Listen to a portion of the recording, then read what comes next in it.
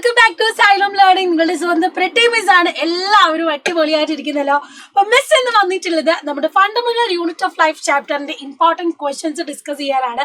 അപ്പൊ കുറെ ക്വസ്റ്റ്യൻസ് കിട്ടിക്കഴിയുമ്പോൾ നിങ്ങൾക്ക് ആ ഒരു കോൺസെപ്റ്റ് വെൽ ക്ലിയർ ആകും. അത് മാത്രമല്ല നല്ല രീതിയിൽ റിവൈസ് ചെയ്യാനും ഇത് വളരെയധികം ഹെൽപ്ഫുൾ ആയിരിക്കും. സോ ഈ വീഡിയോ മിസ്സാക്കാതെ എല്ലാവരും കംപ്ലീറ്റ് ആയിട്ട് കാണുക. പിന്നെ ഒരു കാര്യം എന്ന് പറയുന്നത് നമ്മുടെ നിഞ്ച ബാച്ചിലേക്കുള്ള അഡ്മിഷൻസ് ഇനിയും ഓപ്പൺ ആണ്. അപ്പൊ നിങ്ങൾ ഇതുവരെയും ജോയിൻ ചെയ്യാൻ പറ്റാത്ത മക്കളുണ്ടെങ്കിൽ എത്രയും പെട്ടെന്ന് താഴെ കൂടെ പോകുന്ന നമ്പറിലേക്ക് കോൺടാക്ട് ചെയ്ത് എന്ത് ചെയ്യുക, എത്രയും പെട്ടെന്ന് അഡ്മിഷൻ ഉറപ്പാക്കുക. ഓക്കെ, യെസ്, നമുക്കത് എങ്ങനെയാണെങ്കിൽ നേരിട്ട് നമ്മുടെ ക്വസ്റ്റ്യനിലേക്ക് പോകാം. Cell wall of which one of this is not made up of cellulose എന്നാണ് പറഞ്ഞിട്ടുള്ളത്. ഓപ്ഷൻസ് ഉണ്ട്: bacteria, hydrilla, mango tree, cactus. ഇതില് സെൽ വാൾ എന്ന് പറയുന്നത് അല്ലെങ്കിൽ സെല്ലുലോസ് കൊണ്ട് ഉണ്ടാക്കിയ സെൽ വാൾ അല്ലാത്തത് ഏതാണെന്നാണ്. ഓഫ് കോഴ്സ് നമുക്കറിയാം ആരാണ്, നമ്മുടെ ബാക്ടീരിയ. ബാക്ടീരിയയുടെ വോൾ എന്ന് പറയുന്നത് സെൽ വോൾ അല്ല, മീൻസ് സെല്ലുലോസ് കൊണ്ടിട്ടല്ല ഉണ്ടാക്കിയിട്ടുള്ളത്. ബാക്കിയെല്ലാം സെല്ലുലോസ് കൊണ്ടാണ് മെയ്ഡപ്പ് ആയിട്ടുള്ളത്. ഇതുപോലെ ഔട്ട് വൺ ഔട്ട് MCQസിൽ ക്വസ്റ്റ്യൻ വരുന്നതാണ്. നെക്സ്റ്റ് നോക്കുക, cell theory was given by. നമ്മൾ ഓൾറെഡി വളരെ ഇമ്പോർട്ടന്റ് ബേസിക്സിൽ പഠിക്കുന്നതാണ് സെൽ തിയറി എന്നുള്ളത്. സെൽ തിയറി കണ്ടുപിടിച്ചത് ആരാണ്? Yes, Matthias Schleiden and Theodor Schwann ആണ് അല്ലെ. ഷ്ലീഡനും ഷ്വാനുമാണ് നമ്മുടെ സെൽ തിയറി പോസ്റ്റുലേറ്റ്സ് മുന്നോട്ട് കൊണ്ടുവന്ന ആൾക്കാർ. ഓക്കെ, ക്ലിയർ ആണ്, ഇത് മാറിപ്പോവില്ലല്ലോ. ഇനി അടുത്ത ക്വസ്റ്റ്യൻ നോക്കിക്കേ. Name the organelles which show the analogy written as under. ഈ ഓരോ സ്റ്റേറ്റ്മെന്റ്സും സൂചിപ്പിക്കുന്നത് ആരെ പറ്റിയിട്ടാണെന്നാണ് നമ്മൾ എഴുതേണ്ടത്. അപ്പൊ നിങ്ങൾക്ക് ഇവിടെ നോക്കിയാൽ അറിയാം, transporting channels of cell endoplasmic reticulum ആണ്. Power house of the cell നമുക്കറിയാം ആരാണ്? മൈറ്റോകോൺട്രിയ ആണ് അല്ലെ. മൈറ്റോകോൺട്രിയ ആണ് നമ്മുടെ power house of the cell. Packaging and dispatching unit of the cell ആരാണ്? നമ്മുടെ ഗോൾജി കോംപ്ലക്സ് ആണ്. ഗോൾജി കോംപ്ലക്സ് ആണ്. അതുപോലെ തന്നെ digestive bag of cell, suicidal bag എന്നൊക്കെ നമ്മൾ പറയുന്ന ലൈസോസോം ആണ്. And storage sac of the cell, storage ചെയ്യുന്നത് ആരാണ്? നമ്മുടെ വാക്യൂൾ.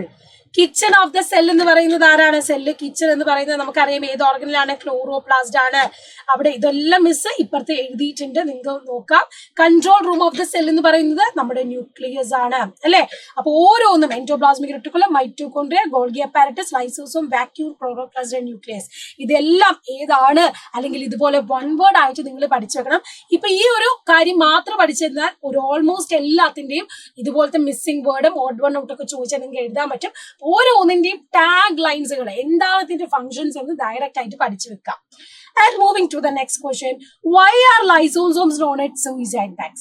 എന്തുകൊണ്ടാണ് നമ്മൾ ലൈസോസോംസിനെ സൂയിസൈഡൽ ബാഗ്സ് എന്ന് പറയുന്നത്? വേറൊന്നും കൊണ്ടല്ല, they are organelles inside the cells that contain hydrolytic enzyme. നമുക്കറിയാം ഡൈജസ്റ്റീവ് എൻസൈംസ് ആയിട്ടുള്ള ഹൈഡ്രോലൈറ്റിക് എൻസൈംസ് ഇവരുടെ ഉള്ളിലുണ്ട്. അതുകൊണ്ട് തന്നെ എന്ത് ചെയ്യുന്നു? when a cell is injured, its lysosomes may burst, allowing enzymes to digest the cell itself. As a result, we can call lysosomes as suicidal bags. ഒരു cell എന്ത് ചെയ്യുന്നു? ഒരു നശീകരണം സംഭവിക്കുന്നത് അല്ലെങ്കിൽ സെല്ല് ഇഞ്ചേർഡ് ആവുന്ന സമയത്ത് ഈ ലൈസോസോം തന്നെ ബേസ്റ്റ് ഔട്ട് ആയിക്കൊണ്ടാണ് അതിൻ്റെ ഉള്ളിലുള്ള ഹൈഡ്രോലൈറ്റിക് എൻസൈംസിനെ പുറത്തേക്ക് വിടുന്നത്. അങ്ങനെ ചെയ്യുമ്പോൾ ഇവർക്ക് എന്ത് ചെയ്യാൻ പറ്റും? ഡൈജസ്റ്റ് ചെയ്യാനും ആ ഒരു എൻസൈമിന്റെ ആക്ഷൻ വഴി എന്ത് ചെയ്യാൻ പറ്റുന്ന ആ സെല്ലിനെ തന്നെ ഡൈജസ്റ്റ് ചെയ്യാൻ പറ്റുന്നത്. അതുകൊണ്ടാണ് സ്വന്തമായി ബേസ്റ്റ് ഔട്ട് ചെയ്യുന്നതുകൊണ്ടാണ് നമ്മൾ അതിന് സൂയിസൈഡൽ ബാഗ്സ് എന്ന് വിളിക്കുന്നത്. വളരെ ഇമ്പോർട്ടന്റ് ആണ്, കൂടുതൽ തവണ ചോദിച്ചിട്ടുള്ള ക്വസ്റ്റ്യനുമാണ്. ഇനി how does an amoeba obtain it's food? എങ്ങനെയാണ് അമീബ ഫുഡ് കഴിക്കുന്നത്? നമ്മളെ പോലെ തന്നെ ആണ് ഏകദേശം അല്ലെ. പക്ഷെ ഇവർ യൂണിസെല്ലുലാർ ആണെങ്കിൽ തന്നെ ഇവർക്ക് കണ്ടോ പ്ലാങ്ക്ടോണിക്. അമീബ എന്താണ്? പ്ലാങ്ക്ടോണിക് ആയിട്ടുള്ള ചെറിയ ബാക്ടീരിയാസിനെയാണ് ഫീഡ് ചെയ്യുക. വാട്ടറിൽ ഫ്ലോട്ട് ചെയ്യുന്ന ഈ ബാക്ടീരിയനെ കണ്ടില്ലേ, ഇവരുടെ സ്യൂഡോപോഡിയ, ഫിംഗർ ലൈക്ക് പ്രൊജക്ഷൻസ് ഉണ്ട്. ആ സ്യൂഡോപോഡിയ വെച്ചിട്ട് എന്ത് ചെയ്യുന്നു? അതിനെ എൻസർക്കിൾ ചെയ്യുന്നു. എൻസർക്കിൾ ചെയ്തിട്ട് അതിനെ എൻഗൾഫ് ചെയ്യാണ്, അവരെ വിഴുങ്ങുവാണ്. And within the food vacuole and the food digestion occur. അങ്ങനെ അത് ഫുഡ് വാക്യൂളിന്റെ ഉള്ളിലായി കഴിയുമ്പോൾ എന്ത് ചെയ്യുന്നു? അതിന്റെ ഉള്ളിൽ വെച്ച് ഡൈജസ്റ്റ് ചെയ്യുന്നു. ഇങ്ങനെയാണ് അമീബ എന്നത് ഫുഡ് ഇൻടേക്ക് ചെയ്യുന്നത്. അപ്പൊ സ്യൂഡോപോഡിയ എപ്പോഴും ചോദിക്കുന്നതാണ്, ആ ഒരു വേർഡ് ടേം ഓർത്ത് വെക്കുക, വളരെ ഇമ്പോർട്ടന്റ് ആയിട്ട് തന്നെ. സോ ഇതുപോലെ ക്വസ്റ്റ്യൻസ് നല്ല രീതിയിൽ എന്ത് ചെയ്യുക? റിപ്പീറ്റ് ചെയ്ത് റിവൈസ് ചെയ്ത് പഠിക്കുക. കൂടുതൽ കാര്യങ്ങളുമായിട്ട് മിസ് വീണ്ടും വരുന്നതാണ് നിങ്ങളെ കാണാൻ. അപ്പൊ നിങ്ങളുടെ കമന്റ്സും ഫീഡ്ബാക്കും ഒക്കെ കമന്റ് ബോക്സിൽ അറിയിക്കുക. ഇനി നിങ്ങൾക്ക് ടഫ് ആയിട്ടുള്ള പോർഷൻസ് ഒക്കെ ഉണ്ടെങ്കിൽ അതും അറിയിച്ചോളൂ. മിസ് വീണ്ടും വരും. So see you there. Bye bye.